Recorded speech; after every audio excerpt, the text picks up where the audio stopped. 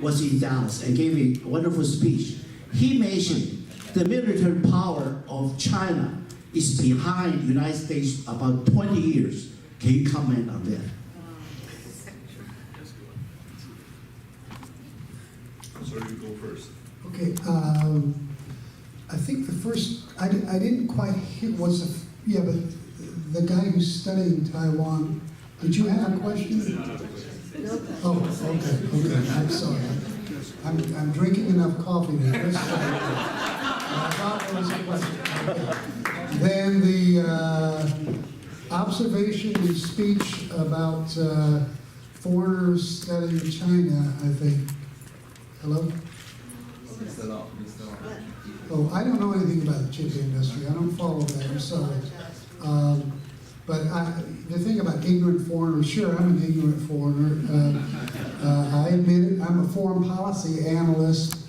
Most of my work in the past has been on security issues, and I'm not a comparative politics person who studied agricultural production in Jiangxi province or anything like that. I think that's speaker has left. He was a historian on China, but I have lived in China. You mentioned about the behavior of the Chinese people in the mainland versus Taiwan, and I'm a little more optimistic, I think, than you are. I lived there in 1989 and 90 for a year. I've lived in Beijing for 6 months later on, and several months in Shanghai and what have you. I think it has improved quite a bit since 1989-90. It was really a pretty rough year for us. It was not the China that you have today, and I'm quite optimistic about the young people from the mainland as compared to what I saw at that time. But I do think that, I agree that a lot of people don't know much about what they're talking about. And I'm very happy to see a fellow Tejano, Texan, in the audience. Yeah, he graduated from the University of Texas. And oddly, you talk about education and exchanges. That's where I became interested in Taiwan. As a graduate student at UT Austin, my classmates, quite a few of them were from Taiwan. And one of my professors, I had nothing to write about for a class. I was supposed to do a project. And he said, his professor said, "You're hanging with these guys from Taiwan. Why don't you write about Taiwan?" And my whole life changed. That's what I did. But that was also, I mean, I shouldn't dwell on that, but it was very interesting that, you know, they were studying factions in politics. And I asked this guy, friend of mine, we'd go drink Pijo and, you know, and what have you. And I said, "Are there factions in the Kuomintang?" "No." So the next thing, I'm working on this project, and a week later, "Are there factions in the Kuomintang?" Because it was still under martial law. "No." And then the third time I asked, I said, "Are there factions within Kuomintang?" He said, "There are 3 factions." And I jotted this down and put it as a footnote, primary source material, you know, got an A on the paper. This is interesting. So I moved on from there. But your question about a state versus a nation is sort of a, you know, this is an issue in English versus Chinese. You know, different languages have different meanings for the same, you know. A state is a man-made entity that, you know, exercises power within a certain jurisdiction and has diplomatic relations with other countries. And a nation, on the other hand, is a group of people held together by a common history, oftentimes language, even though in places like China, you know, there's many, many languages, but held together with a common language and culture and what have you. So there can be many states within nations or nations within states. So they are different. So if I say that I believe there's one Chinese nation, that doesn't, I could say, well, there is a PRC and an ROC, much like I could say there's one Korean nation. There's a DPRK and an ROK, but it's still Korea. It's still a Korean nation, but there's 2 states in that one nation.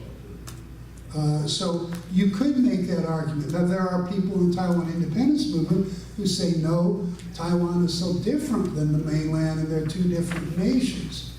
But then if you start digging into that, and I don't want to stir up any of that kind of stuff, but you could say, well, we could say that about Fujian, we could say that about Gansu, we could say that about other parts of the mainland as well that are quite different from each other. But it gets real complicated because then in Chinese, which I am not an expert in Chinese language, I mean, Chinese is pretty lousy. If you put my Spanish and my Chinese together, I've got one language, okay, foreign language. But in Chinese, there's much less of a distinction. And that's where President Lee with the two states, they said it here, it looked quite reasonable, but when they said it in Chinese in East Asia, it sounded more like two nations, which really stirred things up. And here people said, well, yeah, it is two states. But, so it's an interesting question.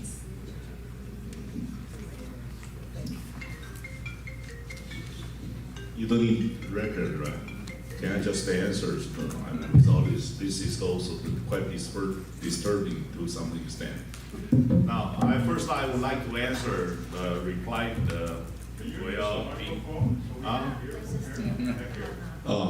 first I would like to reply the inquiry when asked by the attorney from the beautiful San Francisco, I presume. Well, the commercial practice about the IC design, all these things is very different. Nowadays, if compared with the hardware manufacturing, actually they can go through internet. Now, ladies and gentlemen, under the mega trend of globalization, there's a 5 circulation: personnel, merchandise, service, capital, and information. So, will that be necessary? You ask all those the chip design and the software, all this the design engineering in the same geographical location? The answer is no.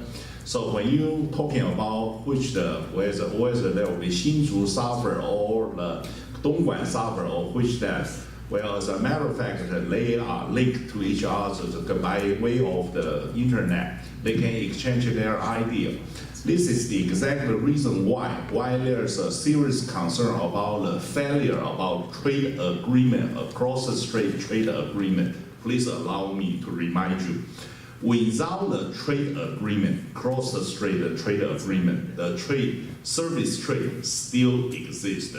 And the only things that left behind is that there's no government regulation. So, which the tax invasion for those people, especially who is the supporter for the Green Cap, the DPP, and Taiwan independence advocate. This is the reason why they need to use the sunflower trying to stop about the service trade agreement, because they will expose their commercial practice in mainland China. If you goes back to Nangang and also Tianzhen about those the software company and how many is the attorney actually live in Taiwan and fly to Shanghai or any major metropolitan city and practice as an attorney or a lawyer in mainland China, you were quite amazing. If you know about how many comic strips the designer, all those who the domestic the interiors design who actually practiced in Taiwan and were receiving the contract from mainland China. Now, ladies and gentlemen, the figures is amazing. So it is not necessary for you to live in Shanghai. Nowadays, you live in Shanghai is much more expensive if you compare living in Taipei. So this is reason why there's a lot of surgery, the medical doctor